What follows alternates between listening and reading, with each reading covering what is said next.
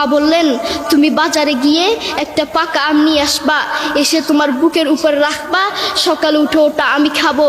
এরপর ছেলে বললেন, আচ্ছা ঠিক আছে। ছেলে বাজারে গিয়ে একটা পাকা আম নিয়ে আসলো, এসে বুকের উপরে রাখলো। 5 মিনিট না যেতেই সেই আম পিঠের নিচে পড়ে চ্যাপ্টা হয়ে গিয়েছে। এরপর ছেলে মাকে বললেন, মা তুমি কি সকালে উঠে আমটা খাবে?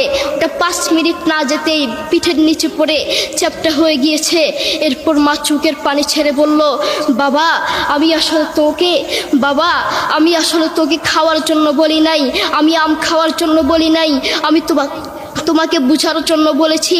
তুমি আজ একটা রাত এই আমটা রাখতে পারো নাই, আমটা বুকের উপর রাখতে পারো নাই, আর আমি সেই তোমার দুঃখিনী মা যে 1 বছর 2 বছর নয়, 3 বছর নয়, পাক্কা 5টা বছর এভাবে তোমাকে রেখেছি। আমিও যদি তোমার মতো এভাবে ঘুমাতাম, তুমিও তো আমার পিঠের নিচে পড়ে চ্যাপ্টা হয়ে যেতা। এরপর ছেলে চোখের পানি ছেড়ে বলল, মা আসলে আমি বুঝতে পারি নাই তুমি কি জিনিস আসলে আমি বুঝতে পারি নাই। সৌদি আরবে এক আদালত হয়েছে। আদালতে 2 ভাই ঝগড়া করছে। এক ভাই বলছে মাকে আমি রাখবো, আরেক ভাই বলছে না মাকে আমি রাখবো। দোনো ভাই ঝগড়া করছে মাকে ঘরে রাখার জন্য। এরপর এক ভাই মাকে নিয়ে চলে যাচ্ছে, আরেক ভাই